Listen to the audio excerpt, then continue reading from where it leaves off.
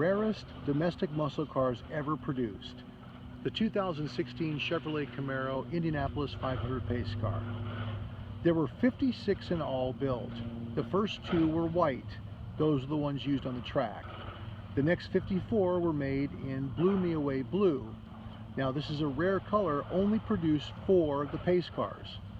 Now in 2016, the 2016 Pace cars were the first to be built before domestic production began. These were pre-production cars.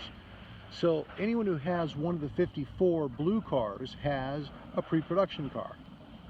We'll talk about more about this incredibly rare car next on Rare Muscle Cars in America.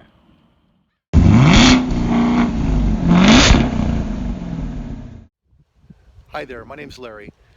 Welcome to the story of one of the rarest muscle cars today, the 2016 Chevrolet Camaro Indianapolis Pace Car.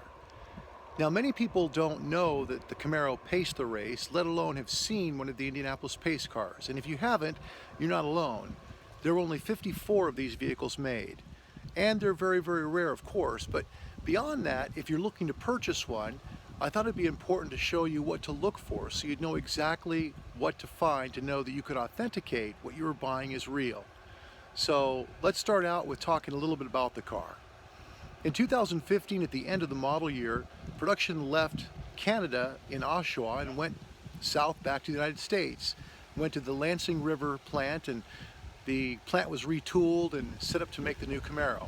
Of course, it rides on the Cadillac Alpha chassis, which makes it close to 300 pounds lighter.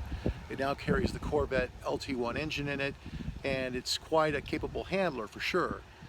But when it comes to the Pace car, it's very, very rare. Only 54 cars were made in all. Now, two cars officially, only two, pace the race, and that's typical for manufacturers. One vehicle is there to pace, while the other one is there in case one has mechanical breakdown issues. Both of those cars were white. However, that's the only differences between these two cars. Now, this car is as much a pace car as a 69 pace car is, even though a 69 pace car may not be the pace car that was on the track pace in the race, it still is a pace car. This is the same in 2016. The difference is there's only 54 of these made. Now let me tell you a little bit about the differences if you're looking to purchase one of these rare vehicles, because some still do exist on the marketplace. It's important to get your documentation. That's number one. Now, I was very blessed when I purchased this vehicle because for me, it was one of those things that if it wasn't for the kind people at Mike Anderson Chevrolet in Merrillville, Indiana, and the kindness of Mr. Anderson himself, there's no way I'd have this vehicle. But through his kindness, I got it, and I can't thank him enough. So Mike, if you're listening, thank you. One of the things that's important to have is documentation. That's strictly a must for a car like this. When you have something that's so few and far between, as the years go by, there will be copies made. Now, it's important to know what to look for then. So while the car is still new, it's important for someone that has one to tell you what to look for. Now, if you're lucky enough to buy one new, I should say in my case, blessed enough, look for what's called the MSO, or Certificate of Origin. Now, this is a very rare piece of documentation. Most people never see it. This is typically handled behind closed doors at the dealership.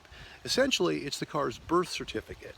So it comes from the manufacturer and then is shipped from the dealer that sells the car to the retailer purchaser to that retailer purchaser's Department of Motor Vehicles division. So the buyer never sees it. That's just usually how it works. However, in this case, I was blessed to get one.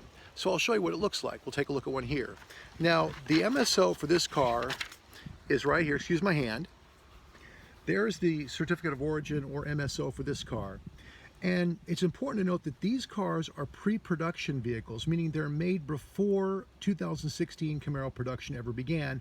And this car in particular was made for Chevrolet. It was not made for the general public to begin with. This was a company use vehicle.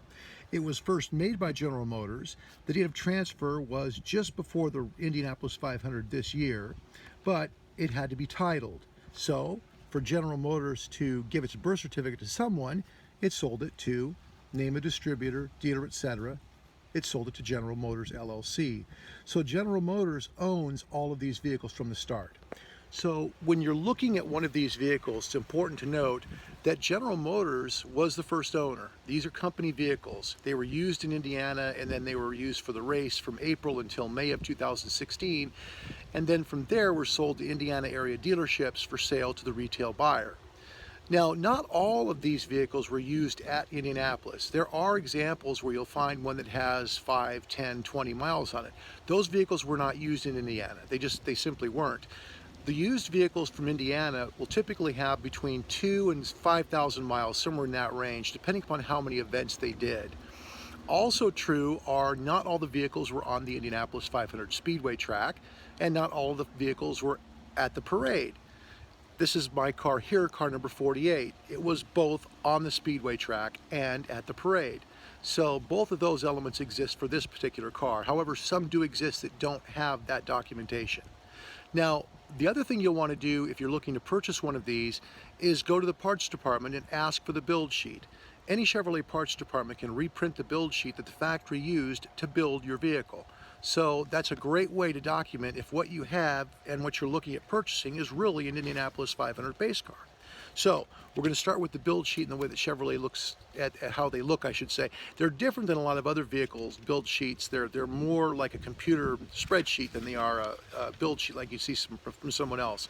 So a few things you're looking at. Number one, the Pace cars are painted a slightly different color. Now this is maybe a misnomer to a lot of people because there is a color that General Motors makes in 2016 called Hyper Blue. However, this car is painted a different color. If we look down here at the build sheet, we take a look right here at this RPO code. It says exterior color primary, blew me away metallic. Okay, so we know that the vehicle's color is not hyper blue, but blew me away metallic. That's a mouthful. I'll show you what I mean. I've had this car compared to two actual hyper blue cars, and there's definitely a difference. There's a lot more vibrancy in the blue, and there's more metal flake in this blue. Let me show you just how much metal flake is here. You can see it on the gloss of the fender. Just a moment here, I'll show you. So as you can see, this car has an incredible amount of metal flake built into the paint. It's very, very shiny. It's got a lot of metal flake. It has just an incredible amount of gloss to it. It's also very vibrant. So the blew me away blue color they chose very carefully, and it was a good choice because it really does stand out very carefully in this car, okay? So that's what you're looking for on the build sheet. You're looking for a car that's got blew me away metallic, okay? Second of all would be RPO code OAR. Now OAR is a special code, and I'll tell you why. As we look down here on the build sheet, OAR is right here, identification, pre-production, bucket batch build process. So we know from that case this is a pre-production build. It's built before the 2016 Camaros were produced. We also know it's a bucket batch build, which means that all 54 of these vehicles were built at one time. So you want to see that on your build sheet. You want to make sure that it's one of the pre-production cars. All Indy cars are pre-production builds, so that's very important. The final RPO code that's really important that you want to see, and of course all these codes are also on your car on the service tag that are put like in the trunk and in different places of your vehicle, is the final one, and that's right here, Z4Z merchandise package Indy Pace Car. So again, that helps to identify that it is indeed one of the 54 Indianapolis Pace cars. Now, it's important to note that when you're talking about a car that's this rare, you really need to do a lot of homework because, again, some of the cars were on the track and some of the cars weren't. The first thing you're going to see is you're going to look for a number because each car is sequentially numbered. Now, in this case, the number is not on some big metal plate somewhere on the dash or prominently displayed somewhere in the car. It's actually hidden. It's hidden in the left door jamb. I'll show you the one that's on this car. They're all the same. It's just that each one has a different number, of course. And on here it says 2016 Indy 500 Parade Car, limited edition, 48 of 54. What the heck? Parade car? What? It said Pace Car on the build sheet, but it also says on the invoice Festival Car. And on the window sticker, it says Festival Package. So you have to go with what the build sheet says because that's how they actually built it, which would be it's a Pace Car. And that always comes down to build, what the build sheet is. Just like in 67 and 69 Camaros, while you probably don't have the one that actually paced around the race, you have one that looks like the one that paced around the race. Therefore, it's a pace car. The same in this as well in the 2016. However, the 2016 is made in increasingly rare numbers. That's the difference. Another thing to the 2016 that you're going to see on the pace car model is this. You're going to find the Indy decals. Now, this is a common decal to a lot of pace cars throughout the years, the flying tire logo.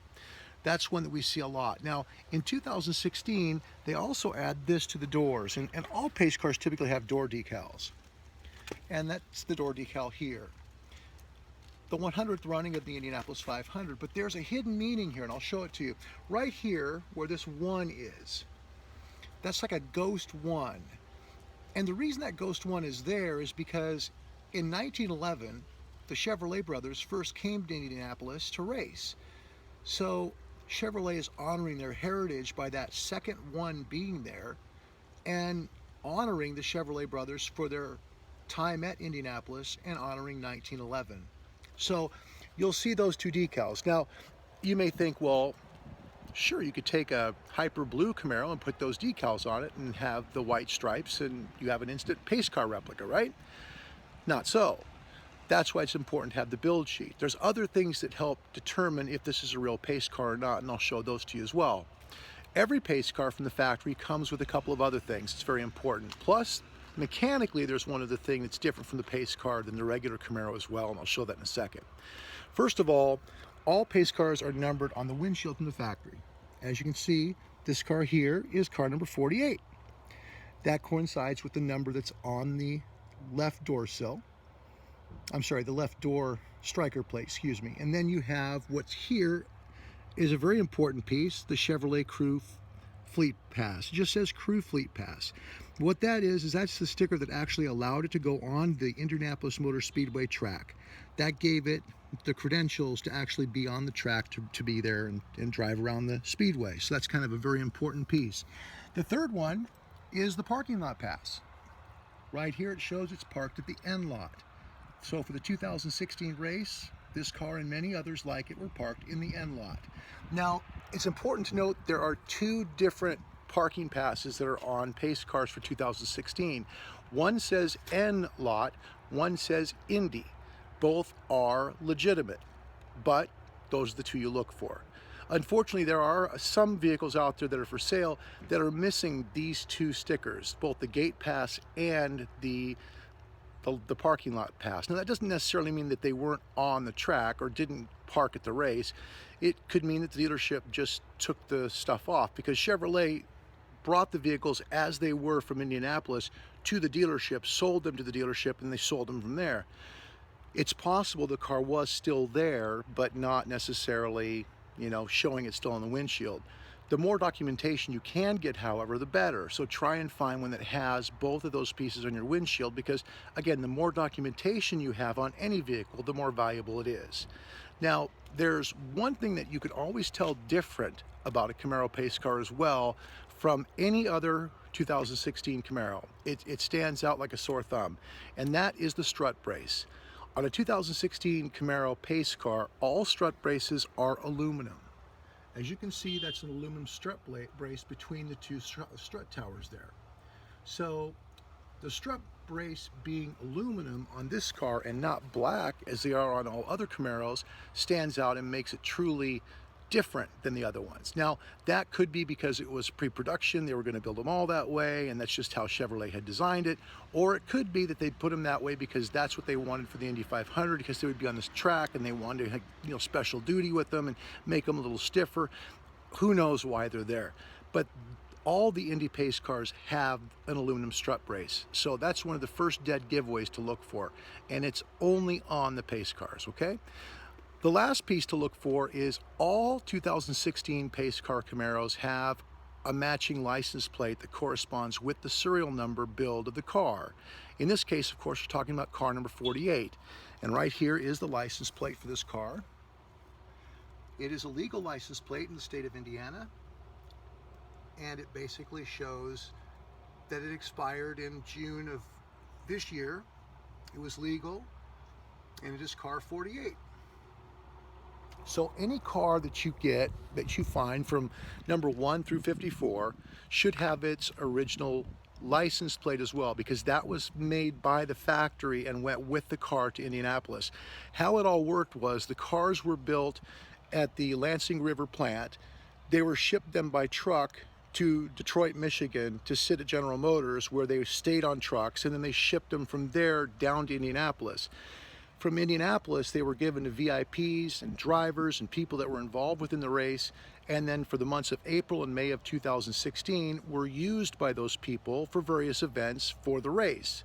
Again, some were on the track for promotional purposes, as this car was, and some cars weren't. However, the fact of the matter is, Chevrolet used them as promotional vehicles and then sold them as new vehicles to dealerships because they'd never been taken off of MSO or Certificate of Origin. They were still new vehicles, never been taken to motor vehicles divisions of any state, sold to a new buyer yet. So while they may have had miles on them, they were still sold as new cars, okay? Now that doesn't mean though that you can't find one that doesn't have any miles on it. Again, not every 2016 Camaro Indy Pace car was at Indianapolis. There are a few that have very little miles on them. So I would say that if you have a car that has less than 1,000 miles on it, you probably have a car that was not at Indianapolis. I'm not saying for sure, but the odds are likely you don't. Most of the cars had somewhere between 2,500 and 5,000 miles on them once they got to the dealerships for sale. Now, one of the things that you can do if you want to be a little bit sneaky is you can go back into the GPS system and find out the original destinations that the car had been to, as I did, and I found multiple entries of places in Indianapolis where the car had traveled before I purchased it. So again, most people don't know just how rare these cars are. It's difficult to find any car that's built in such low numbers anywhere, but to buy something that's only one of 54 is a very unique opportunity. And while there's still vehicles out there, I thought it'd be important for people to know what to look for. Because again, these can be faked pretty easily by just putting on stickers on doors and a quarter panel. But there are telltale signs to look for, and make sure that you look for those things, because that's what's going to separate yours from all the rest. There's going to be a video coming out on this car called The Drive of a Lifetime. It's going to be chronicling my drive with this vehicle, purchasing it from Indiana and driving it from Northwest Indiana all the way to the Pacific Northwest. And I hope you can join me for that. That should come out sometime in October. Until then, if you're looking for a special car that truly will have incredible value in the future and that's extremely rare right now and incredibly fun to drive, I cannot more than highly recommend a 2016 Chevrolet Camaro Pace car. God bless you until we see you again. Bye-bye.